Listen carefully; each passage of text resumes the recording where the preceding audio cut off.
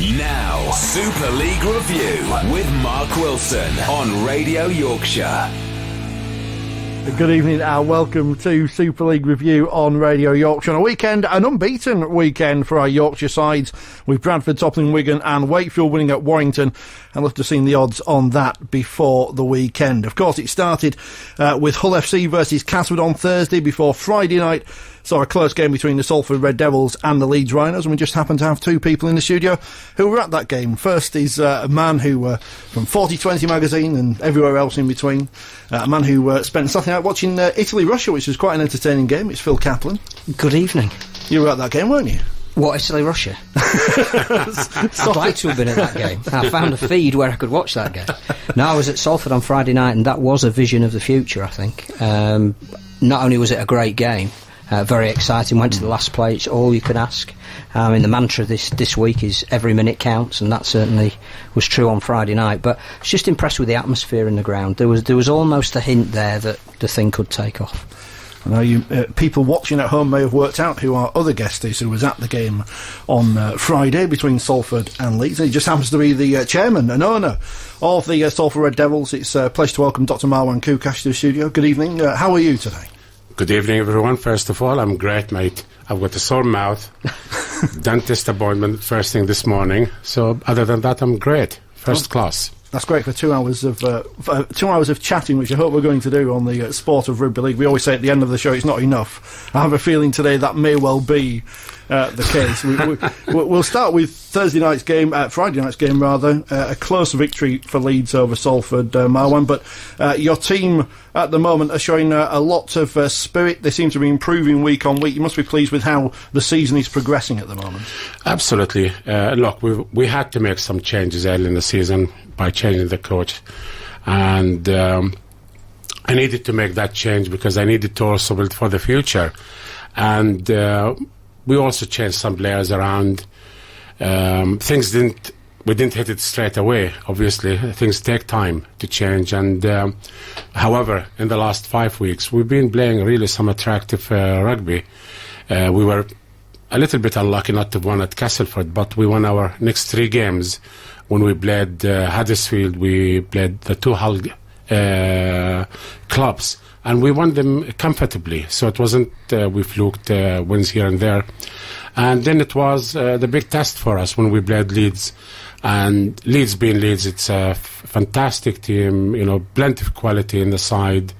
And, you could sit all night saying how good they are, etc. And, you'd be justifiable in saying so. And just before the game, I did turn around and say, well, we are probably 5 years behind competing probably with Leeds. The pleasing thing is, when we played them that night, all right, you can't measure your progress in one game. But however, we competed for every minute of the game, and we were involved, and we could have won the game until the last very second. And like Phil said, this is why you go and watch rugby. You want both teams to be involved until the final second. So, looking back at the game now, I am very, very pleased with what Justin Harris has done. We're moving in the right direction. And whether we get to the top 8 or not, that's irrelevant now, as long as we continue to see the progress. And it's really for next year now, looking forward to next year. We've recruited well for next year as well. We're bringing in Michael Dobson, Ben Jones-Bishop coming in, Horaki. And all of a sudden, we have really a very exciting team, a team that could play very exciting rugby. When you look at the backs, and we've got a lot of pace, where when we started the season, we probably were the slowest side in the competition. But now, or next year, we will have the likes of Kevin Locke, who is going to be fully fit, hopefully. And you have base and centres and wings. And it's going to be an exciting team to watch. You talk about an exciting team to watch. Is that a great thing you want to go along with a winning team? You want to see a team that's obviously you want to see a winning side, but you also want to promote the game of rugby league. And where we are located, we have the Greater Manchester area there, right? And it's always helpful when you play exciting game. It's easier to market. And hopefully, we'll be sitting here next year and say, look, we've increased our fan base from a core fan of, say, 4,000 core fans to 8,000 core fans or somewhere near there.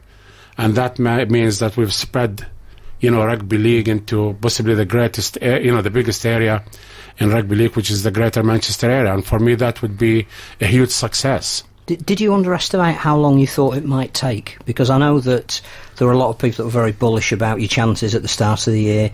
You were saying top 6 would be nice, top 4 would be even nicer. But was that ever realistic to go from the bottom of the competition in a team sport to be challenging towards the top? And actually, if the competition is to have integrity, perhaps you shouldn't have been able to do that.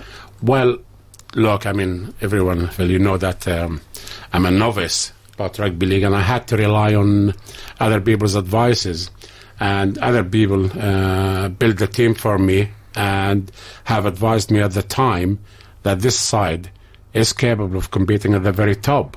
That's why I was bullish early in the season by saying, look, we could even get into Old Trafford. But looking back at it now, I definitely underestimated the task ahead. And look, rugby league is 13 players versus 13 players, and it's who wants it more. And you need to play not as individuals, but you need to play as a team. And any sport, whether it's football or, rugby, union or league, you need the players to play for each other. And that takes time for them to gel. I think, your path into the sport is absolutely fascinating and actually is perhaps the future. We'll no doubt talk about the proposed restructure, but you've come to it virtually cold and yet have absolutely embraced everything that the sport entails. So, yes, you may be a little outspoken. I think sometimes people don't maybe understand your sense of humour, but what is it that has got you so imbued and captivated by rugby league? Right, Phil, the listeners will no doubt know my background, the background of me getting involved in rugby league. For those who don't, I actually sat in an airplane next to Nigel Wood, my good friend Nigel, and, we got talking. I invited him to racing, and he invited me to a couple of rugby league games, and just, I can't remember, I think the first game was a grand final. Then the next game I watched St Helens play Wigan. The excitement of seeing, it's a non-stop action. And it's a game, even if you didn't know it, you look at it straight away and say, well, this is a game played by honest athletes. Nobody's faking an injury. They'll probably hide an injury in order to continue playing. So the action, non-stop action, the honesty of the players and the way they played the game sort of got me attracted to it. At that time, all right, everybody knows that I've also been involved in racing, but I was also, I had a box at Liverpool, and the following year I started losing interest in football and wanted to be more involved in rugby league or watch rugby league. And jokingly I said to Nigel, look, Nigel, if there's ever a club becomes available, to please let me know. And, well, Salford became available and the rest is history.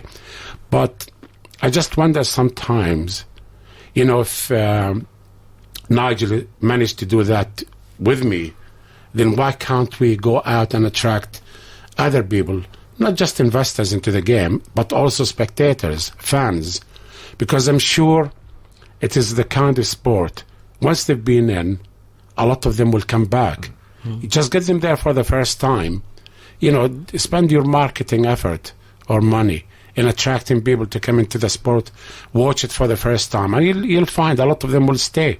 This year I tried to do the same, and we marketed our, rugby league into some of the racing world, and we have a lot of people coming to Salford who watched rugby league for the very first time, so it could be done. And on Friday night I believe your corporate was sold out as well, so again it shows the right team.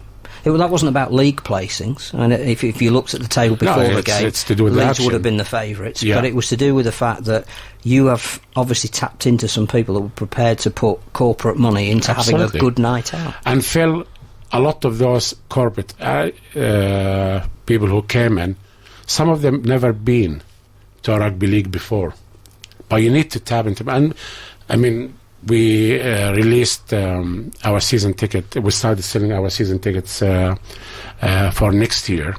And some of those people who were at the Leeds game, who watched the sport for the very first time, are booking tables, etc., for the entire of next season. So it can be done if you target the right people and you look after them and you make sure they enjoy what they're watching. Then it could be easily done. It's not magic. There's no secret about it. There's no secret. Well, apparently there is, because it doesn't seem to work elsewhere. Let's look back at Friday night. We've got plenty of things to discuss between now and 9 o'clock. You can get in touch with us in the studio on Twitter at RL on RY. But here is how the game sounded on Friday night. Your commentary team, Matt Horton and Andy Kelly.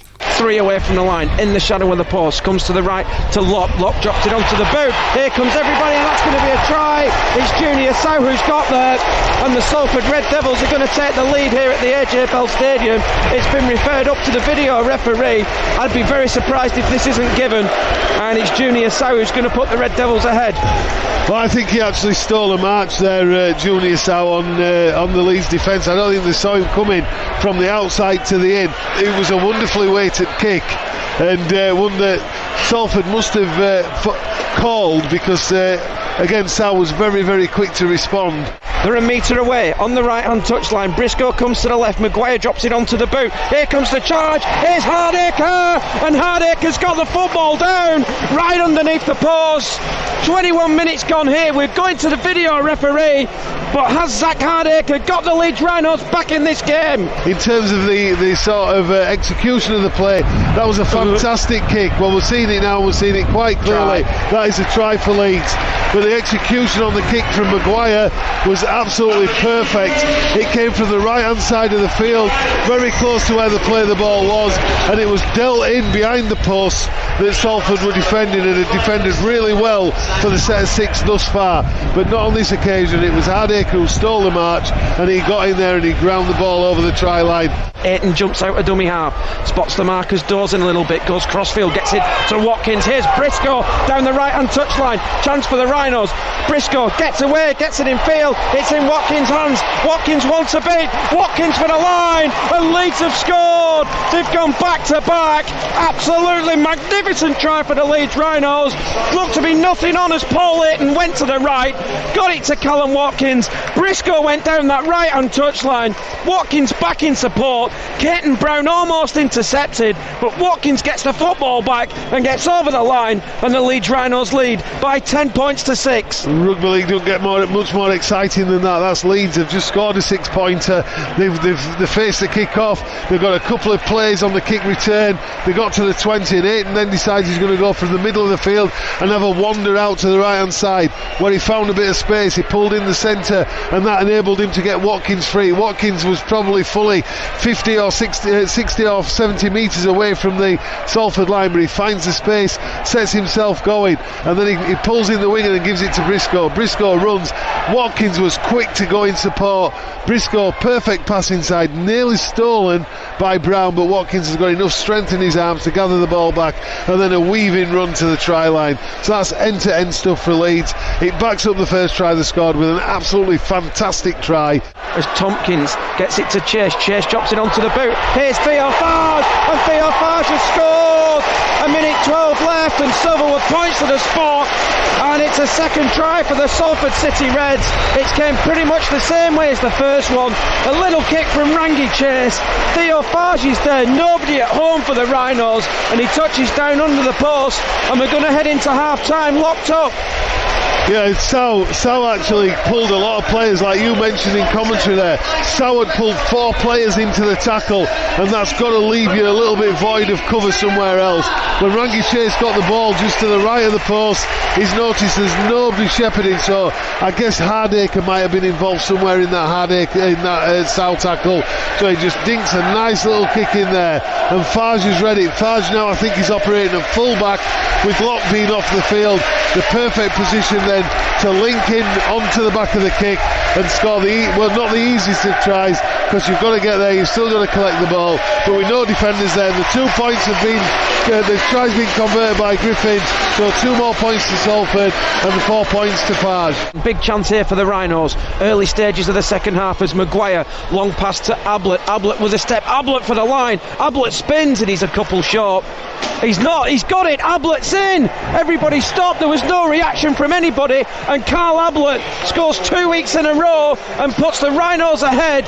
7 minutes gone in the second half. Leeds have built the pressure and they now lead by 16 points to 12. Well, we spoke about Ablett before the game and the job he would be asked to do as a loose forward. And one of those we did say was he would have to carry the ball more. He would have to use his hands. And what we did say about him was he comes up with some pretty important tries for Leeds. Man down in back place. Peacock gets it to Hardacre. Here's Stevie Ward, 3-on-2. Stevie Ward drops the shoulder and Stevie Ward has scored for the Rhinos. 13 minutes gone in the second half. It's come off the back of the break from Sutcliffe. Ball moved out to the left. It was 3-on-1. Ward throws the dummy, drops the shoulder and slides over the line. And with 13 gone in the second half, the Rhinos lead by 22 points to 12. Yeah, good value for that. They're controlling the game. They're controlling the field now, Leeds. They're getting to their kick game, and when they get to the kick game, they're getting to their kick chase game, and the defence on the back of it is restricting Salford's yardage. Salford can't have a deep kicking game because the wind is holding things up. So in a lot of respects now, Leeds have got control of the field, and they've made it pay with a try there from Stevie Ward, who hasn't been on the field that long. Tompkins waits at dummy half, goes to the right to Chase, drops it off to Walden. Wall for the line and Walden scored and Salford are in. 18 minutes gone in the second half. Back-to-back sets pay for the Salford Red Devils, and Jordan Wald charges onto the ball. He's over under the post. It's game on again here at the AJ Bell Stadium. It's Salford 16, Leeds Rhinos 22. Yeah, very much route one on that play. Salford in this instance did get the ball into the hands of Rangi Chase. They're just to the left of the post. They're inside the Leeds 10. Rangi Chase gets the ball and he travels across the face of the post and puts the simplest of plays on, but it's Walden that makes the play effective because of the intention that he's running onto the ball with, and he just goes hard and he goes straight and he gets to Hardacre. Hardacre's the last line of defence for Leeds, and he spins out of it and scores the 4 points under the post. This is Super League Review on Radio Yorkshire. Welcome back to Radio Yorkshire's Super League Review. Richard Sherwright in the hot seat, joined by Phil Caplan and the Salford Red Devils owner, Dr. Marwan Koukash. We've just heard the highlights there of the game on Friday night where Leeds prevailed by 22 points to 18. A result which leaves Leeds second in the table and Salford in 11th place, which would, at the moment, if this were next season, leave Salford in the middle eights. You mentioned, obviously, after the game on Friday, you put season tickets on sale. Is it difficult as a club to sell them when you're not sure who many of the fixtures will be against? Obviously, it's going to be a lot harder than knowing what's the fixture is going to be, which team is going to be playing. But look, all along, I've always voted and I've always spoke against the new structure. And, they're talking about we've got two divisions, very briefly, 24 teams that's going to split into 3/8 after 22, is it 22 or 23 games? 23 because of the Magic Weekend. All right, so it's 23 games. Well, we are now at a similar stage to that, aren't we? Yeah. So the top 8 will compete in the for a place in the grand final, but the points will carry forward. All right. So, for example, if we look at where Widnes and Catalan are, which are the teams in 6th and 7th place, they are on 21 and 23 points. These guys will have 0 chance of getting into the semi-final. Whereas this year, they could, if they win the next 2-3 games in the 8s, they will get into the grand final. Then we are not giving them a chance. They have an absolute 0 chance of getting there. The way I'm looking at this now, it's a structure that will look after the top teams rather than after everyone. For me, whenever you have a new competition, it should be exciting, right? Except in this occasion, I can't get excited about it because a competition should be fair to everybody, right? And here straight away we're saying, hey, you guys, witness Catalan, thank you for getting to the top 8, but boys, there's no way you're going to be playing in the grand final.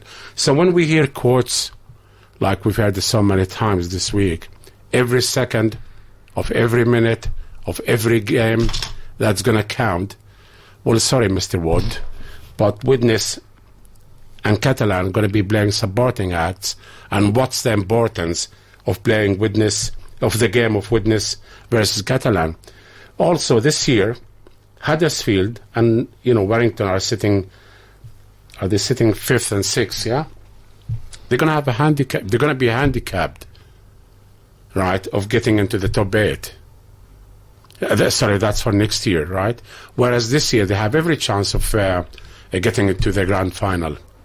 So straight away, by allowing the points to be carried over into the top 8 competition, not every second or every minute or every match is going to count.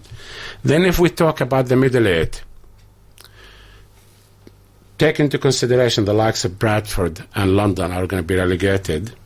Similar position, the 2 Hull teams, Salford and Wakefield, going to be playing in the middle 4 together with the top 4 in the championship. Well, we know who's going to be there in the top 4 because Bradford and London are going to be there because they're receiving more money from, and they are allowed, a bigger cap. Now, how can the likes of Lee or Featherstone compete with the likes of Salford or the Hull clubs if they have a salary cap of £1 million and we have a salary cap of £1.8 million? Isn't competition supposed to be fair, that everybody plays on level playing field? But this is not. Right? The way I feel, the way I look at this is the middle 8 is designed in such a way that's going to stop any championship club being promoted to the Super League. And it's there to preserve the Super League clubs. I know you're a fan of licensing, Phil. And I am. I'm responsible licence. I'm having to stay in the middle and neutral on this discussion. Almost in a sense, Rugby League is hamstrung by the fact that the most popular sport in this country is football, of the association variety, in which promotion and relegation is a natural thing.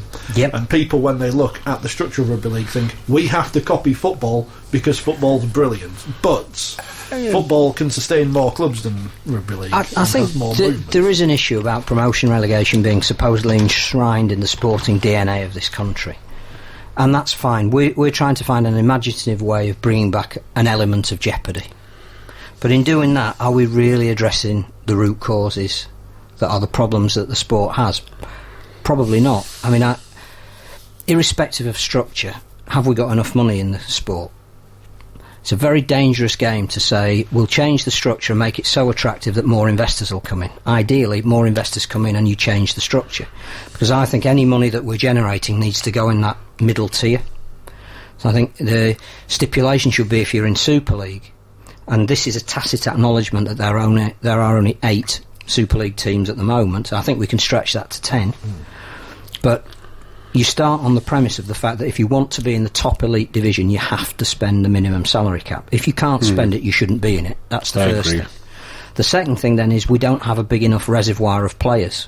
Because even if you had all the money in the world, you've got to have somebody to spend it on. And we've already seen, with the greatest respect, the likes of Ben Jeffries being signed for Lee. Now, Lee are going to be one of the teams that are in this middle 8, and Ben Jeffries, by the time he comes over, will be in his early 30s, and he's already been released by a Super League club 2 years ago because they felt he wasn't of a standard. Josh Cordoba, who's just signed for London for next year, hasn't played for the last 2 seasons. So again, that is merely an indication, nothing against those players, good luck to them. But we went through all of this in 1995 when Super League was formed. We paid out £87 million predominantly to players who were not of a standard to take the competition to the next level, purely because we just don't have enough players. So again, we need to find a way of generating more talent. Add into that, and again, this is not pointing out flaws in the system. I think that they're generally well-meaning to try and bring some element of jeopardy back in. The problem is that we're now going to allow 5 overseas players in that championship division. So again, how does that increase the reserve of talent that we need to keep the sport moving? Young players are going to have less of an opportunity. Combine that with the fact that we have a competition at under-19s, that we're now making a decision very early on whether players are going to be good enough. So has it really addressed, has bringing back promotion, relegation in whatever form it is, addressed that? My other worry as well extends a little bit further from what Marwan was saying, and that is, yes, the glass ceiling has been moved down. There are now 2 championship clubs at the end of this season who will get a significant amount of money. And next season, 2016, the same thing will happen. Where you finish in the championship will determine the amount of money you get.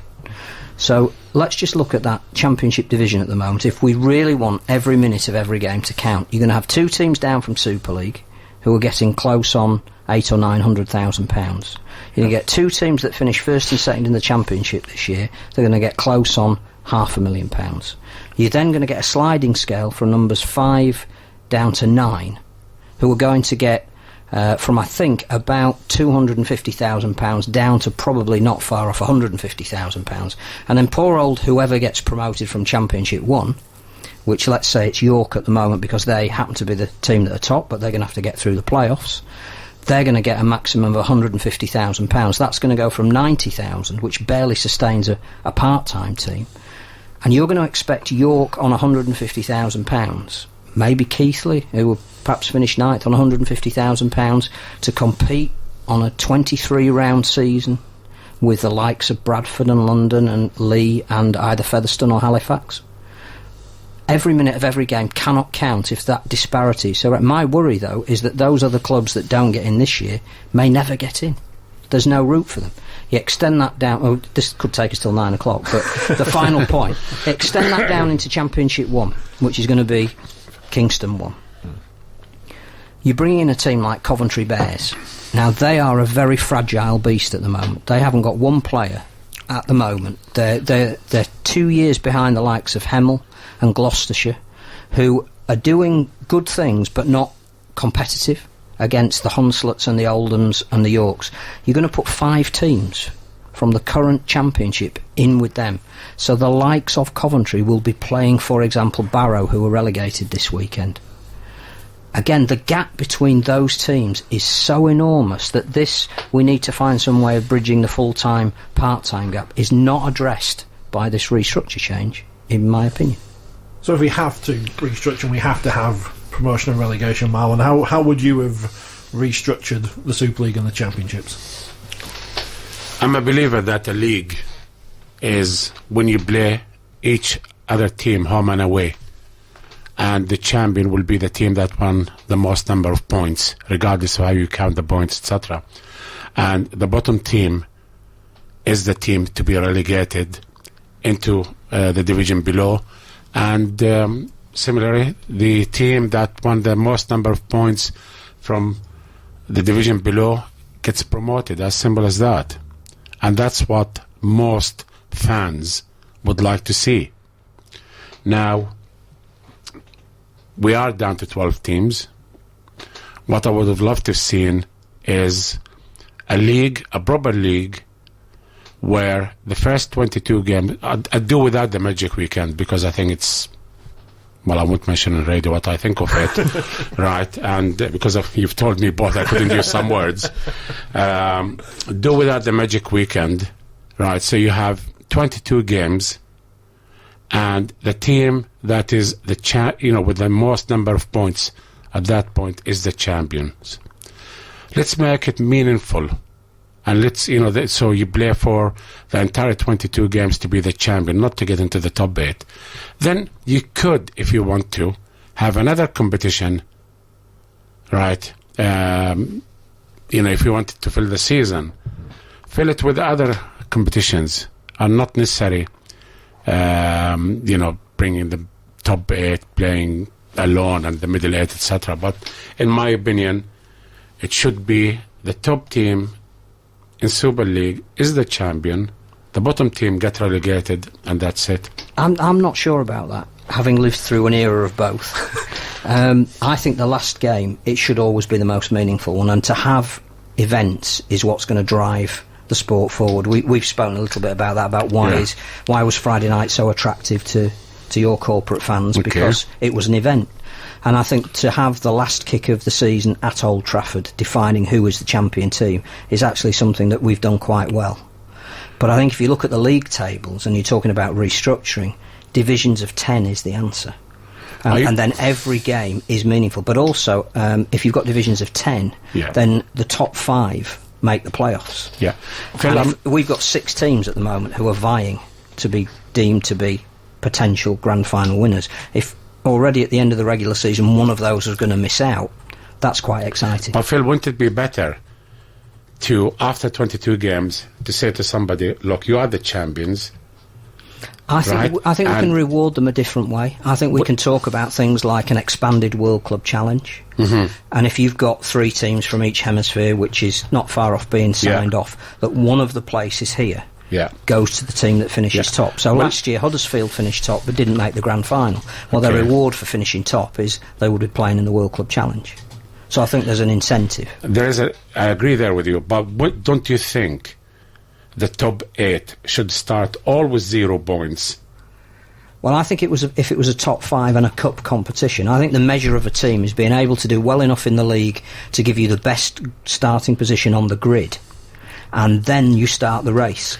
Well, you could do that, but with this proposal, and we talked about it just before, you get teams like Widnes, Catalan, maybe even Huddersfield, that have no chance whatsoever of getting into the grand final. I think whereas, right, if we say, if you finish top of the first 22 games and you count it as the champion, right, maybe you get some advantages in being in the top 8, whether it's more home games, whatever. Well, I think we need to value finishing top more. I agree. The Shield needs to be named after somebody. It needs to be a prestigious thing to win.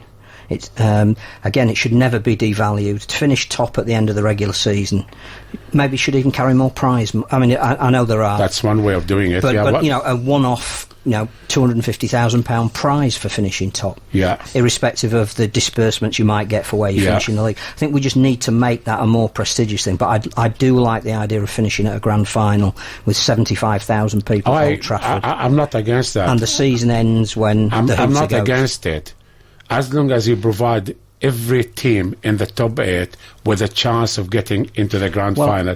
The way 2015 next year, I doubt it. There's only 4 sides in the top 8 will have a chance of getting to the grand final. I think there's another flaw in the restructure. And I don't, if Blake Solly's listening, I don't want him to think that we're just knocking it for the sake of knocking it.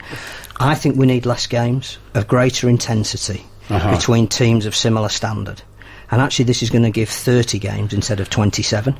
So even if there's a slight manipulation around the Challenge Cup, you're still going to have to play more games. The season is going to start even earlier and end a little bit later. That means we've no window for international matches. We've no window to make Magic Weekend something different. You can't have, and I'm sure we'll speak about it, a nines tournament in Dubai if you wanted to feed that in the middle of the season. We can't do any of that because we're going to be starting at the beginning of February and calling ourselves a summer sport. And if the restructure was going to address anything, I would have liked less rather than more. I should get with mate. divisions of 10. So I totally agree with you, mate. If we're scrapping Magic Weekend as a round in our fantasy, what's going to happen to the future of Rugby League? We're playing the role of the RFL this evening, I feel. If we get rid of Magic Weekend, then... Well, I don't think you get rid of it. You change the format of it. That's what I was about to come to. Do we change it to your proposed World Nines competition as a different event? Because we're talking about events getting people through the turnstiles. Do we turn Magic Weekend into a World Nines, Super League Nines, whatever you want to call it? Well, the suggestion I've made is, I mean, we talked about the Magic Weekend being, whether it ends up being in Newcastle or Cardiff or Manchester or Leeds, people will always look at it as a festival where they'd like to go for a weekend, book in a hotel and stay there. And that's fantastic. I like that. And I enjoy it myself. But what I would like to see, a different product being watched on the field, right? The way I look at it is when you go to either days, it's watching 4 or 3 games of the same. Next year is going to be 6 games in total, so 3 games a day. Instead, what I've suggested is to have a 9th competition over the 2 days of 16 teams, 12 in the Super League and 4 from the Championship. And that way, you're involving Championship supporters or fans into that festival. We all look at the Magic Weekend as a festival to make it more attractive, give them something new to watch. Whether it's a 9s, and I'm sure Phil has a different idea. No, I've always said it should be a 9s weekend, but I think it should be divorced from the weekly rounds. So it's a winner-takes-all competition. Again, it goes back to if you win it, you might get £100,000 prize money that has to be split between the playing squad. It doesn't go to the club. I think the flaw at the moment with Magic is that you can go and watch your team and leave. There is no incentive to stay and watch the other games. Some do. Some people come along with the intent proposition of saying, even if my team wins or loses, I'm going to stay and watch the other games. But the majority don't. And we see that on both days because we get roughly the same attendance on both days. But if you had a 9 structure that was played in groups, your team might play 3 times over the day. So you'd stay. You'd stay and watch them. So that's an advantage to start with. I think 16 is right. I think you've got your 12 Super League teams. I'd be looking maybe at representative side, so a Championship team that was made up of the best players in the Championship rather than 4 Championship clubs. You might want to add an element of an armed forces team just to give it a little bit of flavour. Sure. But I think, yes, invitational teams to a 9s tournament is very important. But then you build it into a proper event. You have a sprint competition. But that sprint competition is between the fastest men in every Super League club, and that in itself is for a cash prize. So if you decide that the fastest man that you've got at Salford is Greg Johnson, he lines up against Ryan Hall, against Joe Burgess, but every club puts in, subject to fitness, their fastest player, and we end Saturday night with a genuine sprint competition. And I'd go and just watch that, to be honest. Yeah. And then I think on the Sunday, you split that down then into everybody's plays again, but you play for plates and shields and the main trophy. Yeah. And before the final, because you need a gap between the semis and the final, you have a word with Simon Moran, who's a music entrepreneur, and say, could one of your very well-known bands play 3 songs on a stage? And then if you're not bothered about the rugby, you can go watch a concert as well. But actually, we are making a huge event then. But it's not 2 league points. The problem at the moment, if you're bringing back promotion relegation, if you're going to split teams into 8 later on in the season, is these fixtures suddenly become massively important. Absolutely. And those 2 points, won or lost, can determine how your season ends. Now, that's fine if you play everybody home and away. You've got the chance to lose a game and win redress, but depending on who you get at Magic, by the time that season's unfolded, this year everybody would have wanted to play London, wouldn't they? Catalan, so whoever got London, Catalan did. Were almost guaranteed 2 points. Yeah. But that 2 points could have been the difference between being in the Super 8 and the qualifying 8. So I think we need to get away from that and have this real innovative 9s competition. Hand it over to the Super League to run it. So the Super League with Blake, as obviously the general manager, but the chairman with much more vision than I've got, can have their input as to what kind of a tournament they'd like. And I think it would generate enough revenue to not even worry about who paid the prize money. But I am sure there is a sponsor out there that would want to be part of that. Yeah, but what you're saying is you are creating a product that suits a festival. And that's how you're going to get Old Trafford absolutely full. Sorry, not Old Trafford. Wherever you have the Magic Weekend, absolutely full on both days, because you've got a new product. And I think as well it becomes an attractive product that you'll get places bidding to host it. And how good would that be for Super League if we said, well, yes, Manchester City, you're a nice venue, you serve us on a lot of levels, people like it here, but we've now had a bid from Nottingham Forest. They want to stage it. And the game then is in a revenue-generating position because people want to have this event and all the people that come to it in their city. Would you move the Magic weekend towards the end of the season, if it's a nice competition we're talking about now?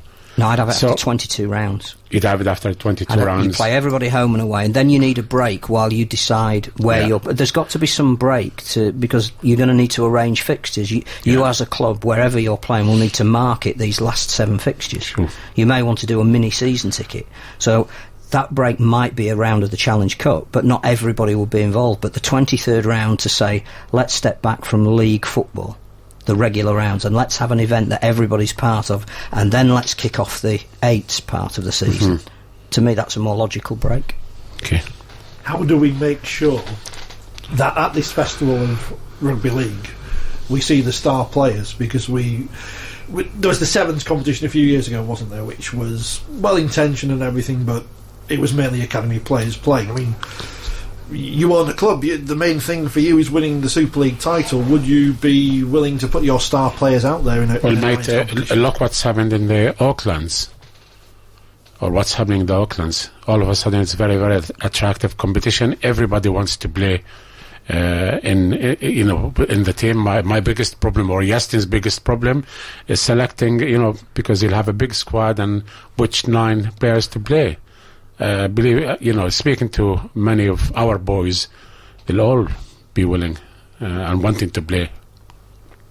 So just when we had the Commonwealth Games in Manchester, a few Rugby League players were in the England squad, weren't they, for the Sevens, and which obviously something which hasn't happened since, because the sport of Rugby Sevens, as they call it, has again, if you're talking about 9s as a vehicle for wider expansion, this would be a brilliant one-off. I mean, 9s is a great format. If nobody's ever seen it, it's 7s plus, because 7s is basically basketball with a rugby ball. Whoever ends with the ball at the end of a set will score.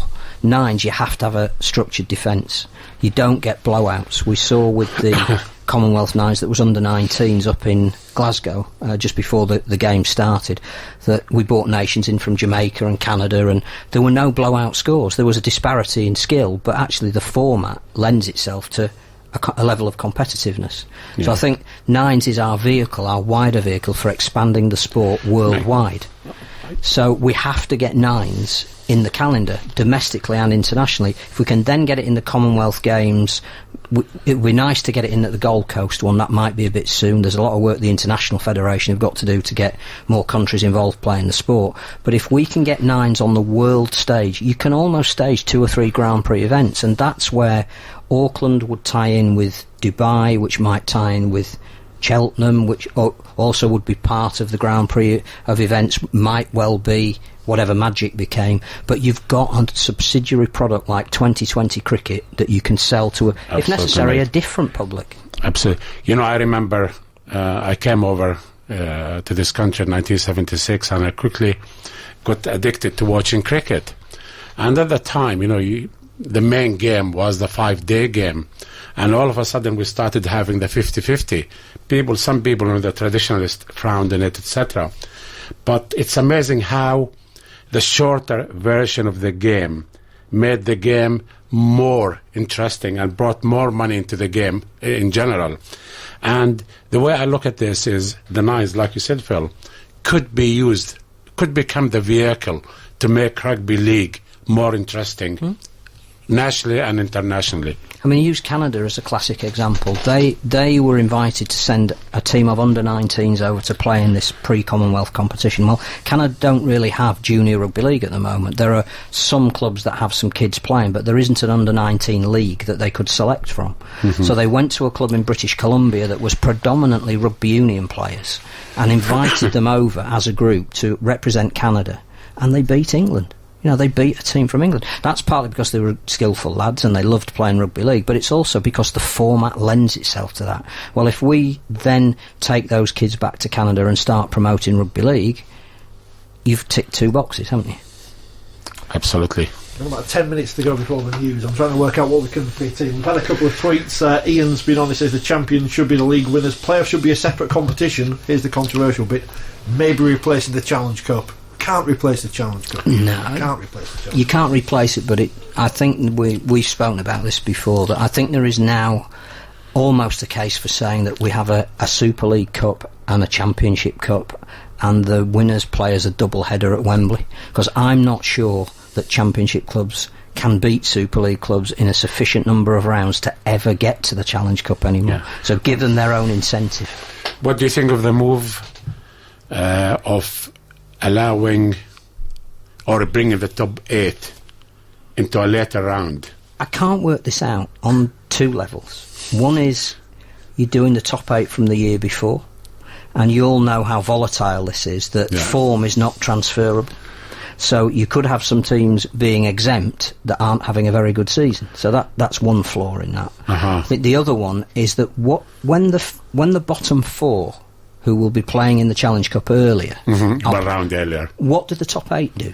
Do they have a week off? I have no idea. No one discussed it with us. So. Because if the top 8 play each other, then the bottom 4 will still have to play a midweek game to catch up. So you're making the week weaker. So if you're going to take the teams out of the Challenge Cup, you don't take 8 out. Usually you take all 12 out, don't you? But don't you think the magic of the Cup is when you have Super League clubs visiting minor clubs or smaller clubs? Only if those clubs have a realistic chance of winning those games. And too often in recent years, those clubs have seen it as a chance to make some money but not progressing the competition. I'd like to see all the other clubs play down until there are either 4 of them left and they join the 12. And then their games are very meaningful to the point where they become but the 4 that are left are as competitive as a Championship side is going to be. Okay. Or you say the Super League Cup will start later in the season, and the 2 teams that get there will play at Wembley, and everybody else will be on the undercard. But 2 teams like, let's say, I don't know, Workington and Barrow would get the chance to play at Wembley. Okay. But then with this new proposal, you could guarantee that in the last 16 you're going to have 12 Super League clubs and 4 Championship clubs. Which I think is, for those 4 Championship clubs, and again, you're in the level of disbursements, you don't want it to be the same 4 that have got all the money, which is the danger with giving them all the money. But if you could get to 4 Championship clubs and they were playing Super League, then that is a revenue generator. They may not win it, but it's genuinely a revenue generator. Bring back the Silk Cup plate is what we're saying there. Well, that was never that was never done properly, but the principle was right.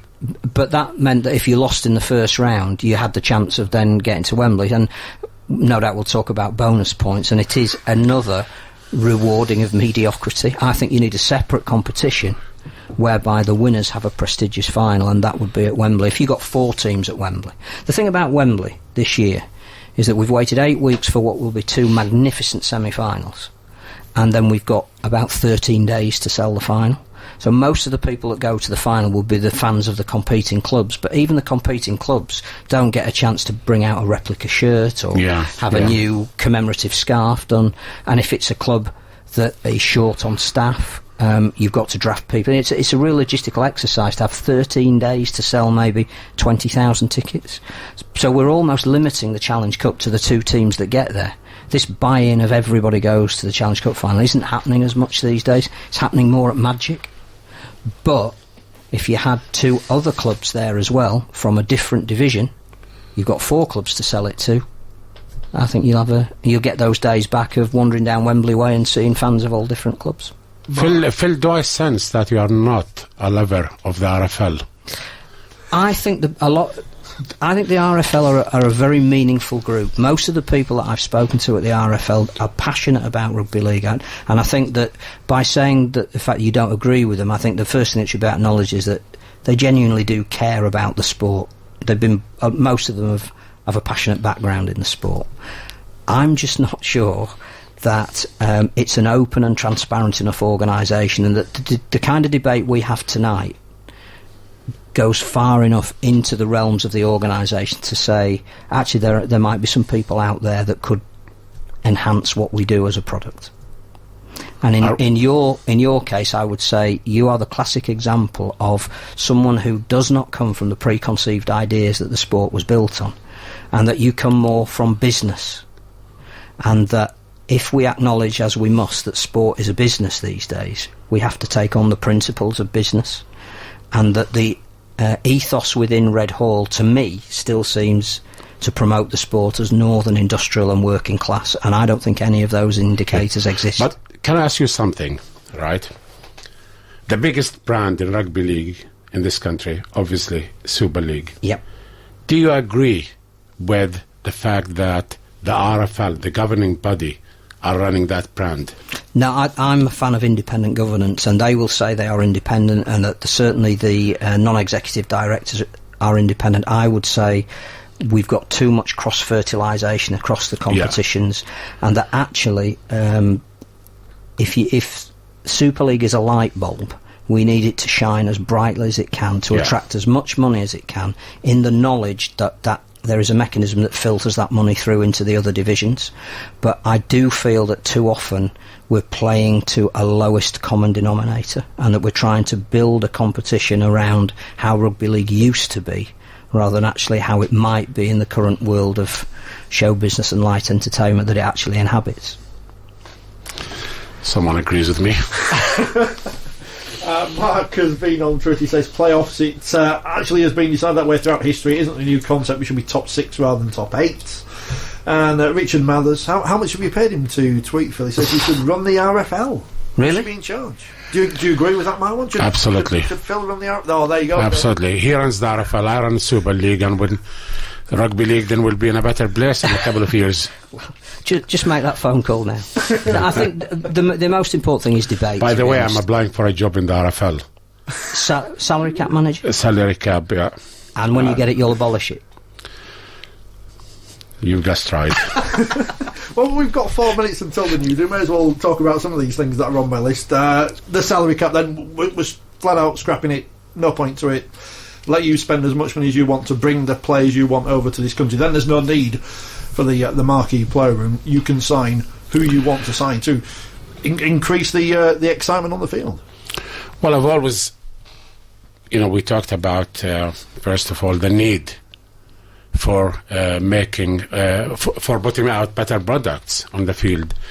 And although we have a lot of fantastic players, in Super League, I'm sure the sport will always benefit from having the likes of Greg Inglis, Sonny Bill Williams, etc. And they are the type of people who are going to put more bums in seats, and I doubt it whether the marquee player will ever happen.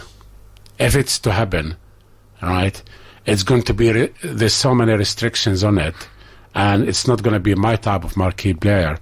Now, in terms of the salary cap, I am a believer it should be a lot higher. Whether you scrap it totally, maybe it's unfair to other clubs, but it needs to be a lot higher than what it is now. Well, look, if we are serious about advancing the game and competing with the NRL, we should have a salary cap that is a lot higher than what we are on now. And we talked about this, Phil, just before we came on air.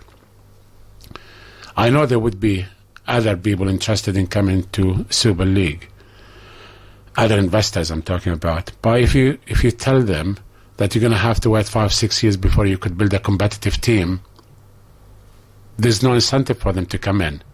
Because the only way you can have there's no way on earth that you could start from scratch and build a competitive team with £1.8 million without having the benefit of an academy that will give you the 10 players at £25,000, £30,000 each. So having a bigger cap will definitely entice other investors to come in, because all of a sudden they can build a competitive team. Phil, So I'm quite well. I think we may have to come back to this. we will. I'm quite a fan of the cap from helping clubs help themselves. And I think one of the things we didn't say about promotion and relegation is that has always brought a boom and bust mentality. And I think there's something responsible about putting in a salary cap to say, actually, to get a level of competition that is equal and intense, everybody should spend the same, and then it comes down to who's the best coach, who gets the best out of their players. What we need to do is move to the salary cap is an absolute minimum, it's not a maximum. So if it's set at 1.8, 1.9, 2 million, if you cannot spend that, you can't be in Super League.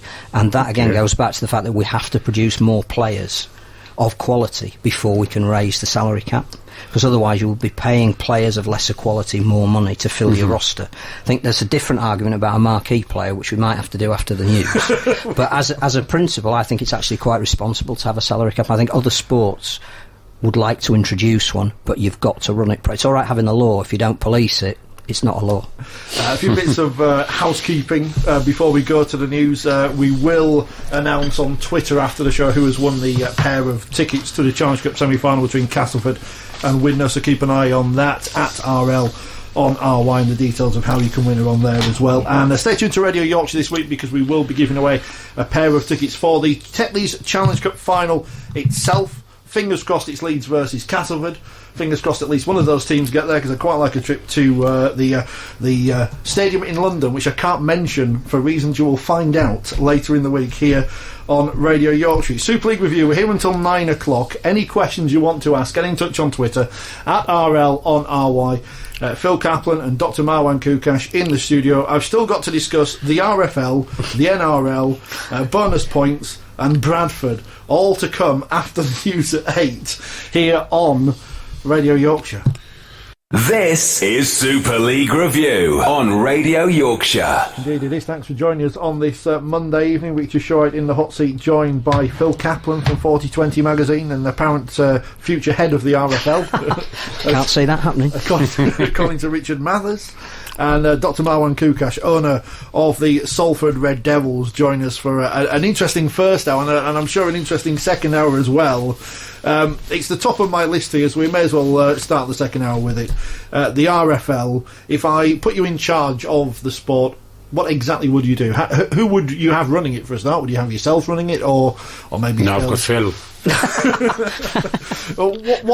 What would you do with the RFL? How would you mould it, say, to...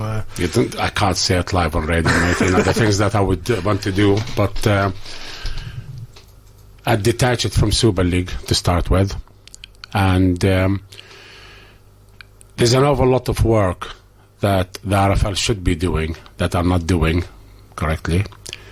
They should be responsible for promoting rugby league game right across the country. They've been given chances to do that. They failed to do it, and that's the very first thing you'd be wanting to look at. And it might be controversial to say this, but in leadership, as a leader, you need to look after the interests of everybody, of every member. And if you are a leader and you lose some of your followers, then you are no longer a leader. Any policies to be introduced should ensure, and always ensure, they are for the benefits of everybody in the game, not for the chosen few. Right, well, that's sorted that. Now, I would immediately put more money into marketing. I don't know... And that's been a failure across the sport for a long, long time. Well, I think, again, we go back to where we started. We've got a classic example of introducing someone who's in the studio with us who is not a devotee or disciple of the sport per se, but when introduced to it, became one of its most passionate advocates. And first thing I do is stop fining chairman for having an opinion, but that's not because you're here. We said that when Neil Hudgell was here and Michael Carter, that we need the oxygen of publicity, and to be fining people who are actually giving us the column inches that we need, to me, is a nonsense. So that's one thing, but I'm not sure we've ever committed enough money to the media and marketing side of things. I have a huge admiration for the people that work in the media department, because there aren't enough of them. So I think, if you're serious about a sport and you're serious about getting a message out, and that comes back to what message do you want to get out, that's a different issue. You've got to have the mechanisms to be able to do it.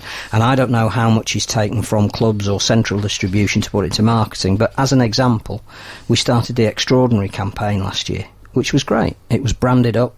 We had a brilliant 1.5 minute specially commissioned video where you had Earl Crabtree pushing a skip and you had James Roby breaking through walls, and every club was featured, and it was a really different and innovative way of looking at rugby league and captured the players, which is more important than anything. The players will sell this sport. And you looked at that advert, which may or may not have cost, I don't know, let's say £150,000 to produce, and it needed another advert. You needed to. It stopped at a point where you needed to follow it up a month later, and you needed to have another one. You needed to expand these characters you were creating, but we only ever had the one, and it never went viral. But it's almost like we spent some money, we didn't get an immediate return, we can't spend any money anymore. Marketing, and I'd be the last person to tell you anything about marketing because you run incredibly successful businesses, but it doesn't have an automatic return. If you don't do it, it doesn't have a return. If you do it, you can't put a definable return. So you can't say, if we spend £1, we'll get 6 people buying a ticket. If you don't spend that £1, those 6 people might not. But if you do spend it, at least you're getting the message out there. So I think the one thing is we need to beef up the amount of resource. We need to find a way of putting more money into marketing and promoting the players and the sport. I think the other thing is we have to have a spokesperson. We've said this for quite a while. We need to shout. We live in an age where it's a soundbite culture. Yeah. And he or she who shouts loudest gets the column inches. And we don't have, in my opinion, Blake may be the start of it changing, somebody at the governing body level who is prepared to shout about rugby league, who will ring up Radio 4 on a Sunday morning and say, we've got a story and we want to tell you it. I hoped Brian Barwick might be that man. I've, to be honest, yet to see it. Not seen it so far. I understand that Richard Lewis was not the kind of character that wanted to be public, and fine, if the gentleman who's steering the ship is on the bridge, the captain doesn't want to speak, his second in command has to speak. And again, I understand there's some reluctance and reticence with Nigel to be seen in publicly extolling the game too often. But I just think if you are a big minority sport, and that's what we are, we need somebody shouting about us, and we haven't got that at the moment. We need a bigger PR machine to get the message out, to tell everybody just to watch the sport. Then the fundamental that underpins everything is actually what is our identity, and that would take 12 hours to even begin to debate that. But we do not have any self-confidence. We're born out of prejudice, and we still harbour that. We have an ability to argue with ourselves when there's only us in the room. What we don't do is have a concerted external policy for saying where rugby league fits in the modern sporting world. We talk about the RFL, we talk about the Super League, and obviously the competition, I guess, for our players now. It's not just rugby union, and it's a shame to see some... But you see, when you're talking about the RFL, the Super League identity is lost. When you look at the organizational chart, right, it's quite apparent that the RFL runs Super League. Even if when you look at the email address of Blake, it gives it as @therfl.co.uk. Right? We know, and I mentioned this before, Super League is the biggest brand in rugby league and should be used as a way of spreading rugby league. Take it back to the question of philosophy, which we weren't going to talk about. My bugbear, and it has been for about the last 5 years, is that we have to drop the word rugby. That we don't need it. It doesn't serve us any purpose. Right. It's a town in the Midlands that we have no connection with. It's a mythical place where rugby supposedly started. We've spent 19 years building a brand which does not have necessarily the word rugby in it. You turn on Sky News or BBC News, they talk about Super League. Now, we have to get a brand that the Aussies will buy into, and there is still some animosity over there about the split between Super League and the ARL. But we have got a brand that we could sell, and we could have the Super League Premiership, the Super League Championship, the Super League League 1, the Super League Division 2, but what we need to do is drop the word rugby. The BBC has a rugby correspondent, it's Rugby Union. There's a Rugby World Cup, it's Rugby Union. You mentioned the word rugby in and around the London area, which I still think is a very strategic market that we're going to lose next season. And you mentioned rugby in and around anywhere that isn't a rugby league area, and people automatically think of a different sport. So all of the money we spend on marketing, however, whether that might be enough or not, we're actually promoting another brand. Okay. So drop the word rugby. What I was leading to, Phil, before, and I'll ask you the question directly. Do you think Super League should be run by different personnel, totally detach itself from the RFL? I think that what the game needs is an overarching independent board, and whatever the RFL say, we haven't got that at the moment. We've got vested interests in various different areas, so it's hard to have a clarity of vision in just one area. And if that board is bought into, a little bit like the Australian system, whereby the people nominated to it are all bought into by the various constituent parts, but they plan the strategy for the sport as a whole. That, to me, is a genuine independent board. That's not necessarily the same thing as the board of directors. Now, it could well be, let's say, nominally you have 8 people on this independent board, but one of those people is a Super League person, because actually they bring the most income in, so you need to know how that part of the business works. Okay. So, yes, they're independent as a board, but one of those key positions is a vested interest position, but it's not in a position to vote on overall policy on its own. But the way the Super League should be marketed and promoted does need specialist marketing advice. It needs business advice.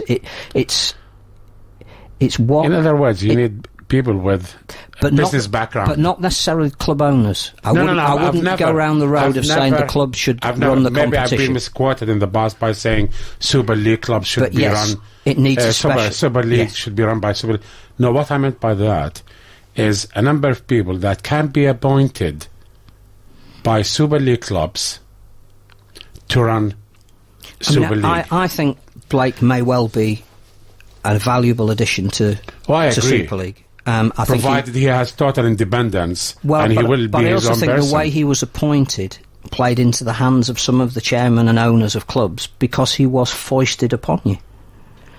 There wasn't an advert that said we are now going to advertise for the general manager of Super League, and you as chairman and owners of clubs could send that advert out through your network and the best person be decided for the job. Absolutely. And transparency is the other issue within the Rugby League that sometimes we do have an issue with. I have no issue with it, Blake.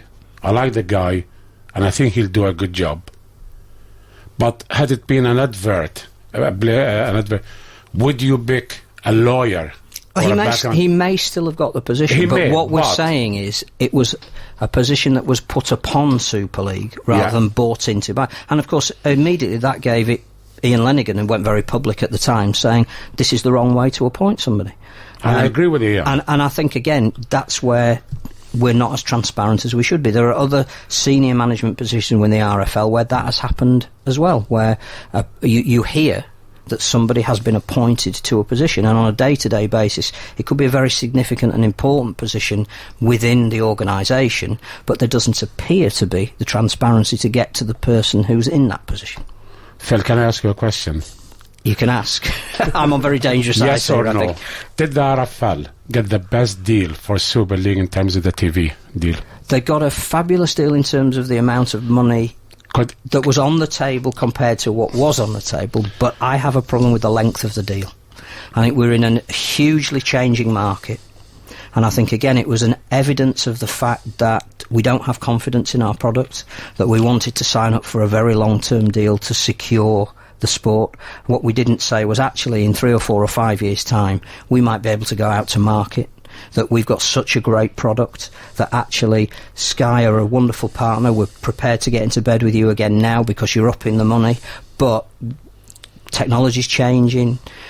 There are maybe new players in the market in 5 years' time that we can't even see at the moment. The global market for sport may have changed. Individual clubs like your own may want to hold on to their own rights and television channels, and there's whole digital platforms that you may want to keep the rights for. By selling the sport to a broadcaster for 8 years, I think in some respects, yes, take the money. In other respects, there's a lack of confidence in your product. It wasn't really a yes or no, was it? So yes or no? I wouldn't have gone for 8 years. Thank you. Speaking of broadcast partners, we had a different one for the World Cup, which generally was seen as a success, and that was a tournament run independently, majorly from the RFL. So I guess that could be seen as a sign that an independently run Super League would not necessarily be the same as Super League in the past. Maybe this is what people worry about Super League in the past when it governed itself. Not quite a success, but times change, the industry's changed, everything's changed. You mentioned there, Phil, the NRL, obviously they're governed by an independent board. Reports in recent weeks are interested perhaps in buying a club in Australia. Still interested in perhaps running a club down under as well as up here? Yeah, very interested, mate. I've got a couple of opportunities there. I'm not going to name the clubs that I'm talking to, but it would appeal to me. I genuinely love rugby league, and the only reason I would get involved in another club in the NRL is because my wife was denied an opportunity to own a club here. But no, genuinely, I would like to be involved in that competition as well. It is the biggest sport in Australia, I think. Well, certainly in Sydney and on the eastern seaboard, definitely. But it's and again, but they have the confidence in believing in that. Yeah. The people who run the sport have the confidence that they could make it even bigger and bigger. The problem here, we're sitting here accepting that we are a minority sport, and that's where we're going to be in the next 8 years. I think we're a different product over here because we're a different sporting market. And I think what you mentioned the World Cup. What the World Cup showed us more than anything else was the fact that we can attract fans who don't normally come to the weekly rounds by giving them proper international competition. And we have a World Cup that is successful on any KPI that you want to apply to it, in terms of the money it generated, the people that came in, the sponsors that came on board and then have come into Super League, all of that. But we don't know really when England are playing over here again. You know, we had 8,000 people in Bristol, which took everybody by surprise. But Bristol is a big sporting market. But what we didn't say was how next are we going to exploit that market? Well, if we're not going to have an international game that we can take to Bristol, then surely we should adopt something that the Aussies do and that we did in 1997 when we had less clubs in Super League, and that is take games on the road. Okay. So that we would go to a place like Bristol where we've got a database of people that are interested in watching top-level rugby league, and we would play Salford against Wigan, which you're going to play on Thursday night, which now is a very attractive game. They're coming off a loss, and you've lost, but you're buoyed by the fact that you've run a top team very close. So talking to Yestin after the game, he's quite pleased that you've got a big side to play soon because you can take the lessons of that into another big event. Well, if that game, let's say, on Thursday night on Sky was in Bristol, how many people would turn up? I would say probably as many that would turn up at Wigan on Thursday night. Really? Hmm. And if we marketed it properly, and I think we've got to take Super League again on the road, and if we're serious about where we play the sport and how we get new people attracted to it, both as players and watchers, we can't just keep within the corridor that we're in at the moment. That is not self-sustaining. Would you take some Super League games and play them in Dubai, for example? Or in another international I think market? Dubai seems to me like the ideal place to play Super League against NRL because it's a halfway house. Mm-hmm. So I'm not sure taking Super League teams all that way would have a payback. But I think to be able to meet halfway with the NRL, you might have something there. We're too precious a little bit about our home games, both as clubs and fans. You know, one of the things that the NRL will do, I think this weekend there is a game in Cairns. I think the Newcastle are playing, it could be South, but they're taking the game to Cairns. South have done a couple of games in Perth. Okay. They get sell-out stadiums. And yes, the home fans are inconvenienced. They may not be able to watch live a game that would normally come under their season ticket, but tell me we're not imaginative enough to compensate the fans but take the game on the road and apply it to a new audience as well. And it goes back to, again, make it an event. One thing that I find amazing is that if you speak to fans, the game that is the away game in the season that they look forward to the most is Catalan. Right. And that's the most expensive weekend they're going to have. It's not like getting in a car and driving to Bradford or to St Helens. There is a whole logistical exercise of getting out there, and the match becomes an incidental part of your weekend, but people are now booking holidays around playing away in Catalan because it's a brilliant experience. Okay. Well, why don't we just spend a little bit of time taking games on the road and extending that to the good people of England as well, and Wales and Scotland? Would the RFL allow Salford to play Wigan but the thing is, in Brighton, for example? If Super League was self-determined, which goes back to your point about who looks after the running of Super League, you could make that decision, or the people that you've put in charge of running Super League with input from your so if you as a competition decided that would benefit you as businesses, and we didn't do it tomorrow, we did it in 6 months' time, so you had the World Cup worked because we had a lead-in time. Yeah. And too often we make decisions that are reactive rather than proactive. But if somebody said to you, you might lose a home game, which means that you'll be able to charge your season ticket holders slightly less because they'll have one less game to play at your stadium. Yeah. But you can buy into selling one of your fixtures down in Brighton.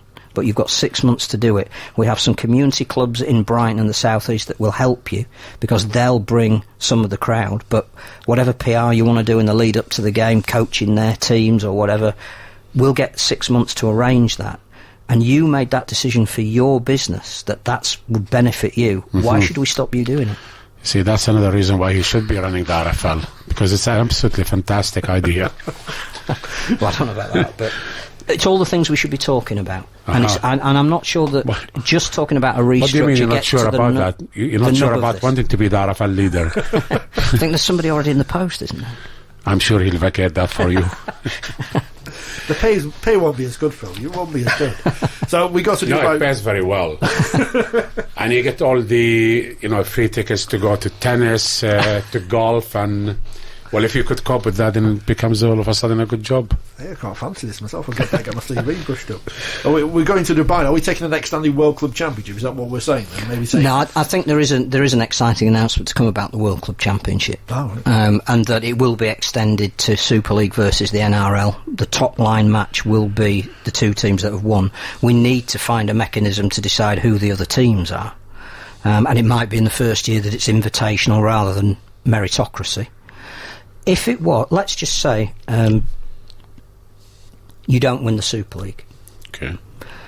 So another team is playing a team from Australia on the Sunday night. That game is a standalone game for who wins the World Club Challenge, but it's part of a 3-match series where Super League are playing the NRL, and they say, we'll put it out to bid for the two other teams that come from Super League. Would Salford bid? 100%. See, again, I was asked a question by an RFL official the other day. I didn't know why you asked, but I think some clubs wouldn't, because they might not have the stadium, they might not have the infrastructure, they may not feel at their point of their development they've even got the players that could compete with a top 3 team in the NRL. But I suspect that to start with, the NRL teams will need convincing that this is viable. So the champions will come like they always have done, but the other 2 teams won't necessarily be the teams that finish 2nd and 3rd. They'll be the teams that think there's some value in this for our brand. So let's just take, and I don't think they are involved in the first one, so I'm only using them as a hypothetical example. Let's take New Zealand Warriors, who I don't think are coming over in the first batch of games. But you could see that a link between New Zealand Warriors coming over here and maybe basing themselves in or around Wigan, who are also called the Warriors, who have got Sam Tompkins and Thomas Luluai on board, who've got Dean Bell as the link between the two clubs. You could see that the Warriors New Zealand brand would be enhanced by bidding to be one of those teams. Mm-hmm. So I think, a Salford who have got ambitions to be somewhere where they're not at the moment would say one of the things we need to do is be in a position to bid for the World Club Challenge and convince the RFL that whoever came over, we would get 15 or 20,000 people. Whatever the capacity is at the AJ, it probably wouldn't be enough, but you'd take it to, I don't know, Main Road or Old Trafford or whatever, and you would be confident enough to say we will generate enough income to pay the Australians their £500,000 bond to bring them over. Sure.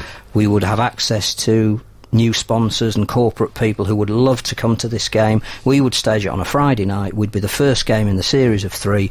We're happy to represent Super League, but we can give the financial guarantees. I think a club like Salford could do that. Other clubs may feel that they couldn't necessarily do that, but that will then be a measure of how strong Super League is. One team that was strong at the start of Super League all those years ago were the Bradford Bulls. They were relegated a couple of weeks ago. They beat Wigan yesterday, and their coach James Lowe spoke after the game. I wonder if you can guess what we're going to speak about in a few moments' time here on Super League Review on Radio Yorkshire. No, I'm not delighted for myself at all. I'm delighted for the boys. I'm delighted for the players. They've worked extremely hard. I thought, since I've been in the last 3 weeks. I'm overjoyed for them, Couldn't really care less about myself, It's not about me. They worked hard today, and I thought some of the stuff we've been trying to do in the training, they fed off it today, and some things come off for them, but defensively I thought they just worked so hard for each other, which is, like I said, quite a lot to do with what they've been doing at training.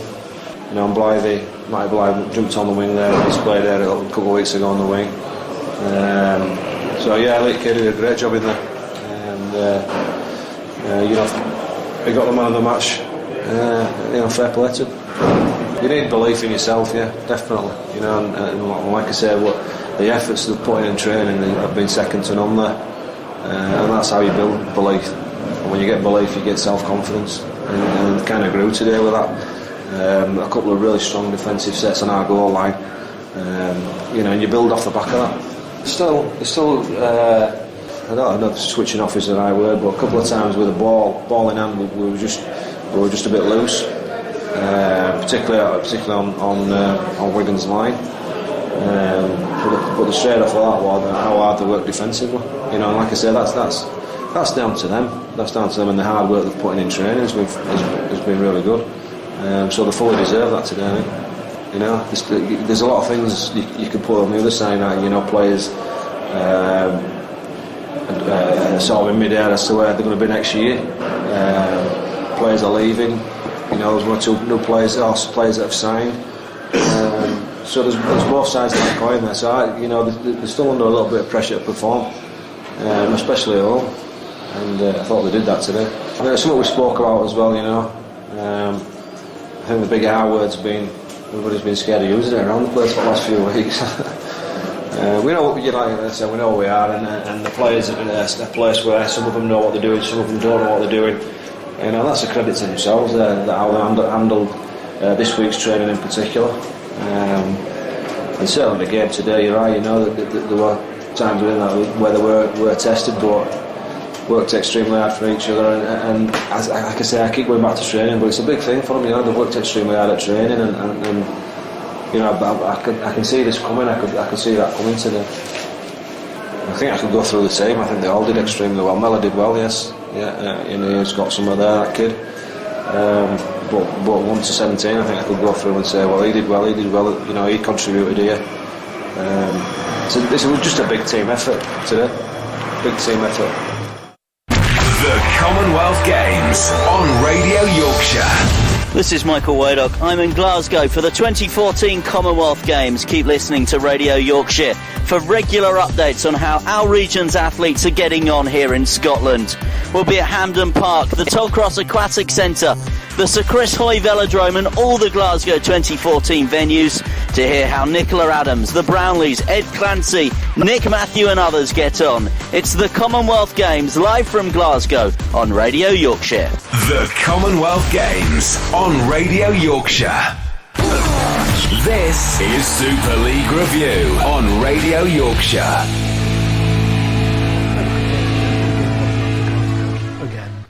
In future years, it's Super League Review on Radio Yorkshire. Richard Short joined by Phil Caplan and Dr. Marwan Koukash in the studio this evening. You just heard there from a victorious James Lowe's coach of the Bradford Bulls, who will be playing in the Championship next season. Could it all have been different at Bradford this year? I mean, obviously, you can't speak on behalf of your wife, Marwan, but she was... can. I wouldn't like to do it on behalf of mine, but I'll trust your judgment. If your wife's bid for Bradford had been accepted, would things have been different? Would they be in the same position they are today? Well, I'm sure it would have been different because, it's no secret that my wife did share her proposal with me, and I did look at it, and she did commit to £1 million in cash to be injected into the club, strengthening the playing squad. And with £1 million, I'm sure, the coach, Francis Cummings at the time, could have brought in quite a lot of quality players to enable him or the team to survive. So, in a way, I think if my wife's proposal had been successful, Bradford might have been in a different position to where they are now. But that's history now. An opportunity missed, Phil? Well, not even so much signing players. They might have been able to hold on to some of the ones that they lost as well, because if you look at... Bradford's an interesting case. A lot of people are looking at this season and saying how far the club have fallen, but it is actually 9 full seasons since they last won the grand final, so it's been a gradual decline. But when you look at the fact that in 2005 they sold Stuart Fielden for just short of £500,000, they were that cash rich at the time. It was a world record transfer fee. There's a whole lot of circumstances that club has gone through, some of which is of their own making. Some of the recruitment, Matt Orford, Glenn Hall, there was a lot of money spent on players who perhaps weren't what they should have been. There was a disengagement with the community there. That at the times of great success, that they weren't. The links with the clubs, the amateur clubs in the area weren't as strong as they should have been, so that when success in terms of winning games started to fall off, it was easy to not support them rather than have a buy-in to the club. But again, we go back to the role of the RFL. I am still mystified, and maybe you can help on this, because it didn't seem to be transparent at the time. Is there not a conflict of interest when you buy a club stadium? Well, there must be. Let's ask the RFL, and they could answer the question in the future. Why on earth have they turned down requests from me and from other chairmen for a total independent inquiry into what's happened over the last couple of years, 2.5 years? And there must be a conflict of interest there, because the RFL are sitting on a site that they have previously bought for peanuts compared to what it's worth now. And I'm sure the RFL would have been in a position to have known that, for example, my wife would have taken, because she would have had the right to buy the site back from the RFL for almost the same kind of money they paid for it. And that would have gone to the club. And all of a sudden, the club could have become one of the richest clubs, and with plenty of resources for the future. And I think it's great that they won this weekend, and I'm pleased for the players that have stuck by them in what has been such a difficult season. I still would like to pay credit to the work that Francis Cummings did, which he's done a fantastic job with the so many limited resources that he had.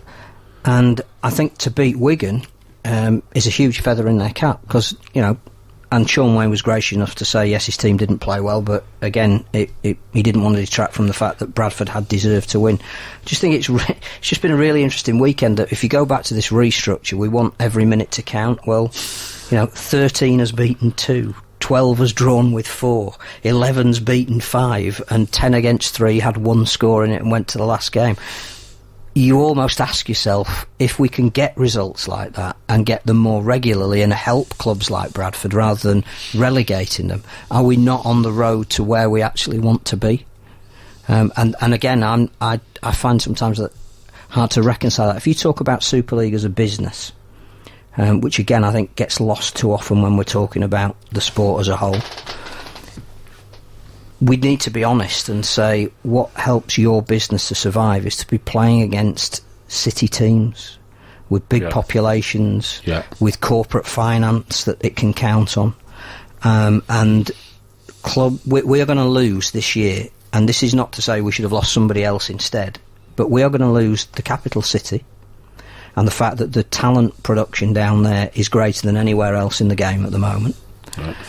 So much so that you've signed Mason Caton Brown, so they're obviously producing the quality of player. Absolutely. And personally, I would have liked him to have stayed in London for the next 10 years and built a London club, but that's market forces.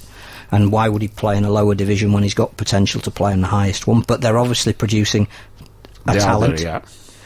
And we're losing Bradford, which again, in terms of conurbation, in terms of history, in terms of access to finance, is a big city club. Yep. Surely next year Super League is going to be slightly hollower without those two teams. How long do you think it will take Bradford to get back into Super League? Well, I think the first thing is, if we accept that the 4 teams that will be playing in that middle 8 coming down from Super League, at least 3 of those will go straight back up. Okay. So of the 4 slots that will be available, 3 will be taken by those Super League clubs. Okay. Because they've got better players, they've got double the amount of resources, and they've played in a better quality, more intense competition. So these 7 games at the end of the season shouldn't trouble them, unless they've got horrendous injury crisis. Sure.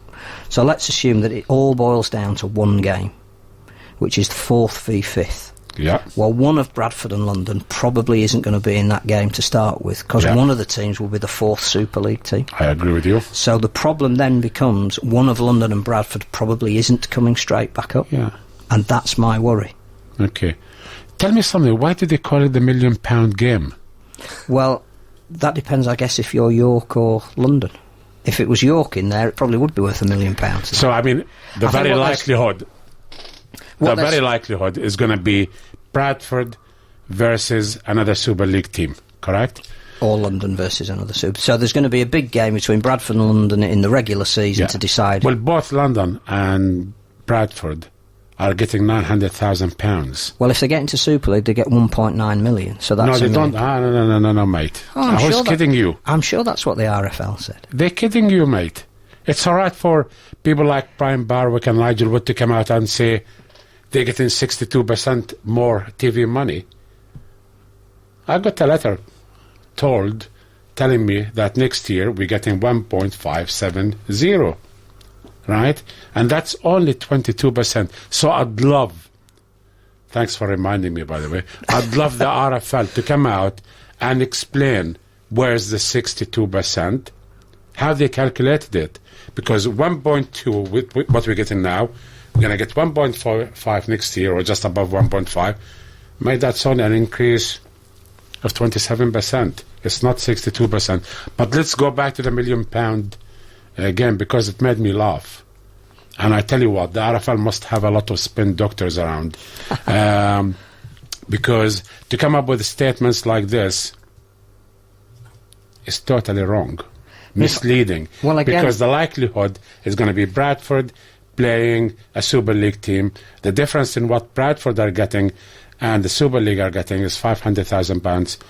So let's start calling it the £500,000 game, not the £1 million game. I think the other thing as well is that on Wednesday last week, in relation to the AGM that had taken place that signed off the accounts from 2013, the governing body issued a statement saying that popularity was at an all-time high. Yeah, that's because of the World Cup. Watching the World Cup. On the Thursday, the following day, we were talking about completely restructuring the sport, to which if you were a cynic and you were outside of rugby league, which heaven forbid any of the three of us here are, you would say, you've told me on one day that it's absolutely brilliant, you've told me on the next day that everything's got to change. We don't sometimes get our message across perhaps as well as we should. This is what annoys a lot of fans. Maybe the messages that come out, whether it's through marketing material or press briefings, etc., have written by spin doctors to make them look much better than they really are. When they're talking about the game being watched by more people last year than any other time, that's because of the World Cup. Of course more people watch the World Cup. What the figures are going to be this year? Well, again, you're setting yourself up for a fall, aren't you? Because there's been talk of attendance figures and that less people are going to watch games. There's also a school of thought that says actually we're now getting the truth. That at least 2 clubs have said that in the past they have inflated the number of people that came to watch their games, partly because they didn't want to be seen to have a lesser amount of support. So now if they've got chairmen who are a little bit more transparent themselves, we're now getting the true level of support. So it hasn't necessarily fallen, it's actually true.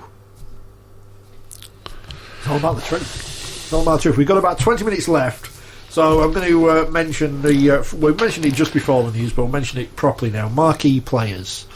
You wanted to bring this rule in and seemingly he wasn't voted upon at the meeting a couple of weeks ago, where you can have a player outside the salary cap, if that's my understanding of it. So bring someone in outside of the 1.8 million you're allowed to spend from the NRL, from Rugby Union, from wherever. I mean, obviously it's difficult in the current climate because we're a year away from Rugby Union's World Cup, which has attracted a few players to play the 15-a-side code, which is a shame, but that's their decision.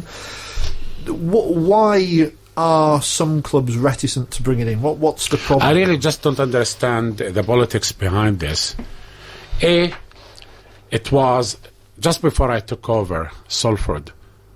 I looked ahead. I knew within the salary cap you can't have the exciting players, the big players of this world to bring them in.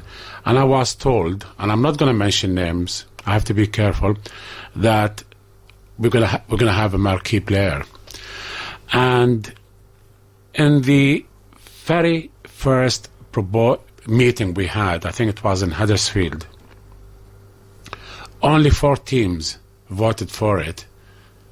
And it was us, Wigan, St Helens and Warrington. Second time it was discussed, all of a sudden St Helens changed their mind. And then you ended up with 5 teams voting for it, including Widnes and Leeds. And I'm not sure why they voted for it at the time. They thought, might as well vote for it. It's not going to get through. Let's vote for it. But then, in the very last meeting, people voted to defer it until October. I really just do not understand it. Of course, having a marquee player is going to help my cause, but I haven't suggested it just to promote Salford or to help Salford. I suggested it in order to promote, and this is genuine. People can think what they like about this. In addition to being passionate about Salford, I'm passionate about the sport in general. And for me, what do I want out of the sport? I want the sport to be in a much better position in 5-6 years' time. And having the marquee players coming into our game will help promote the sport more. Now, had we signed, for example, a Sonny Bill Williams, and Sonny was in the team, on the coach, to go and play Wakefield, I'm sure the likes of Wakefield will have 1,000 or 2 more in their gate. And that's the advantage of having marquee players playing in our division, in our sport. But the suggestion is, so not everybody could turn around and say, well, we have our marquee player, he's the highest paid in the club, let's make him a marquee player. What I suggested is that Super League clubs, together with the RFL or whoever, we identify the 10 players in the world that we could really call marquee players. And they would have included the likes of Sonny Bill Williams, Greg Inglis, Billy Slater, and so on. And they are the only ones that you could recruit. So you can't just bring anybody into the competition. It's a number of players that you identify in advance, a season ahead, and say, if you can get them, go and get them, right? Because they are going to be good for our sport. It's a persuasive argument. I'm not a huge fan of the golden ticket idea, which may have been missold at the time, because I do think that a club buying up other clubs' marquee options, perhaps we're not strong enough to do that yet. That might be an NFL thing. Okay. That might be more to the draft of American football. Right. I also think that I admire your passion and the fact that you genuinely think that, and perhaps could have got the top echelon of NRL player. But I think we also have to acknowledge as a sport that in terms of our ability to finance and theirs at the moment, not least in terms of the difference in the exchange rate, we are well behind them. They're getting £1 billion television deals. We're getting 100,000 television deals. So they have got access to the resource to keep their best players. And that what we don't really want to do is get into a bidding war with agents. But what I do suspect is that there is a place for a marquee player who currently doesn't play in rugby league, who you would perhaps be taking a risk on. So let's say, for example, it was the England centre Luther Burrell. Now, at the moment, you can't sign him because he's played a little bit of league when he was a child. so he wouldn't count as a marquee player. My argument would be if you could go out and get him as a current England international whose predominant sport is rugby union, you should be able to not include him on your salary cap, that he would be a marquee player. If you identified somebody in American football, let's say, who was a brilliant running back, and you thought, what I'd like to do is give Iestyn some time with this guy and see if you could ever make a winger out of him, that you should be able to sign him and it not count on the salary cap. And that, to me, would be the definition of a marquee player. Someone who currently isn't playing the sport but would put bums on seats, because we're more likely to get them than perhaps the Greg playing the Inglis's. sport, or somebody who is not playing in the competition. Well, I know it was seen as a little bit of a joke at the time, but you wouldn't have been involved in the sport, but you may have heard of it, that Castleford signed Dwayne Chambers when he had his problems with athletics. And Dwayne Chambers probably never was going to make a rugby league player, mainly because he was, I think, 32 at the time. Right. But Dwayne Chambers played in a reserve team game against York, and nearly 4,000 people turned up just to see Dwayne Chambers. Now, when Dwayne Chambers came off the field and did all his interviews, he was as passionate about rugby league as you were, as you are. Okay. And he may well have only caught the ball twice. I think he got smashed the first time he ran it up. Right. But what it was almost a marquee player thing. That you could identify somebody that would immediately increase the profile of your sport, but you shouldn't be penalised by the fact that he may fail. Right. So if you see Adam Jamili at the moment sprinting for England in the Commonwealth Games, and you think, wow, this is almost Kieran Dixon, but he's never played rugby league, you should be able to give him a trial. You should be able to pay him what he would need to not be an athlete, to allow you the chance to develop him as your marquee player. I think eventually they will introduce a marquee player. Reading between the lines, and it's going to be a marquee player, homegrown marquee player. So, which again, it's crazy, because we talked about a marquee player, somebody adding value to the competition. Exactly. Somebody who we can talk about and say, how exciting is it? In the past, it'd be Cunningham and Radlinski, weren't they paid by the RFL a long time ago to stop them going to rugby union? Yeah, and central contracting, I think, is a very dangerous game. I'm not sure it's served cricket that well, that now you can go and watch Yorkshire, as we're in Yorkshire, and you're rarely, if ever, going to see Joe Root play for them, because while ever he's playing for England, he isn't going to be playing for Yorkshire. Well, I know I'm not sure whether you know this, Phil, or not, one of the proposals on the table, or will be on the table very soon, to award 5 top England players central contracts, which I'm not sure who put the proposal in, but again, for me, that's only going to help 2 clubs, really, Leeds and I must not forget that I'm in Leeds already. So, 2 clubs, Leeds and St Helens, and it won't surprise me if both clubs put in that proposal themselves.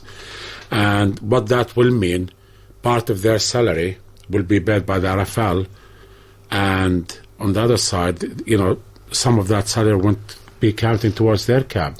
So they're going to get that advantage. And I've also heard, and I'm sure that's what one of the reasons why they asked for the marquee player to be deferred until October. And it won't surprise me genuinely that a marquee player is going to be identified as somebody that came through your ranks, homegrown, and he's the sort of player that you could exempt from your cap, but somebody must be misunderstanding the meaning, or what we call a marquee player. I think, again, it's all to do with how you market the sport.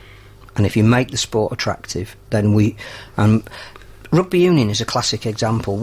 There hasn't ever been a huge drain of rugby league players to rugby union. Our sport is built on attracting rugby union players. But in the recent past, what was a flow one way is a trickle the other. Yeah. But will Sam Burgess, for example, count as a marquee player once he's played rugby union? We'd want to get him back, wouldn't we? We'd like, fine, come over if he's good enough to play in a World Cup, having played the sport. good luck to that sport. But we'll want him back at some stage. Phil, should he come off to the salary cap? Phil, I'm quite confident. Had we had, I mean, I'm talking not had we as in Salford, had the competition had marquee players' allowances, Sam Burgess would have very, very seriously considered coming back into Super League before he went to Union.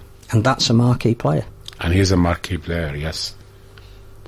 So and the same thing could be said about the other names we mentioned. Well, Israel Folau is another one who, again, you know, world-class player. He's played, 20, 30 tests for the Australian Rugby Union now. He would be ripe to be brought into Super League as a marquee player. He would put bums on seats immediately of League and Union fans. But that's the game by his own admission. NRL are making preparations or ways in order to attract him into the NRL. Why can't we do the same? Exactly. And that would be my definition of a marquee player, again, not exempting somebody who's already in your club from the salary cap. This goes back to, unfortunately, some people within the sport are happy to keep it as it is and accept it. It's going to be a minority sport and we don't want to grow it. You know, we're doing well where we are. Why make changes? Well, unless it's 12s and 8s, obviously. You mentioned it earlier, Phil, how we are quite an insular sport and born of circumstance and whatever, and we should be proud of that, but in a sense we have to move away from that as well to grow as a sport. Rugby Union has. Still has I'm not. You see, that's interesting. I'm not sure Rugby Union has it, and I think the case in point is Leeds Carnegie. Or perhaps the perception the media has. No, I think it's not the perception of the media. I think it's the view of yourself. I think it's your own self-image. And I think that the problem that we've got is a word that we use on any number of occasions, and you even see it in RFL press releases, is the word heartlands. Now, every sport has areas that are geographically specific, but only we seem to continually defer to our heartlands. Rugby Union has a heartland. It's in the home counties in the southwest. They don't have a presence in the north of England to any great degree. They can't find backers and crowds to support Leeds or Newcastle or Sale in the same sort of numbers. But they never refer to the fact that the bulk of their clubs are in a heartland. So the perception is it's played everywhere. Globally, Rugby Union may be in no strategically better shape in a country, let's say, like Latvia, than the work that's going on at the moment to try and get Rugby League started in Latvia. It's generally a group of very well-meaning people that like the sport, that are trying to do the best they can. The perception is, because their World Cup qualifying and their nines tournaments includes countries like Latvia, that it's a bigger sport than it actually is. We've got the access to similar, but we always seem to be pulling back from that somehow. It's not that we are by nature insular. I think there is a feeling within the game that we're a best kept secret, and the trouble with sharing a secret is it's no longer a secret. So whilst ever we're sharing it round here, we're preaching to the converted. As soon as that, the rest of the world can see how good you are a different sport by very nature. Different people will come in, will want a share of it, will want to take it somewhere, and that's where perhaps we don't have the vision and confidence to take the sport to another level and another market. Maurice Lindsay, in 1995-6, when Super League was first introduced, came out with a lot of statements, some of which were quite understandable business practice, whereby if you give the public the slightly unpalatable, they'll accept something that's equally unpalatable but doesn't seem like it. So you mention mergers in the knowledge that you're actually going to get the process and principle of moving to the summer and a Super League bought in. I understand all of that, and it might not have been as manipulative as that. That's simplifying it. But Morris, even in 95, was talking about teams in Barcelona and Madrid, and we had a team in Paris, lasted 2 years. We didn't put any infrastructure in there. Paris may well have been the wrong place.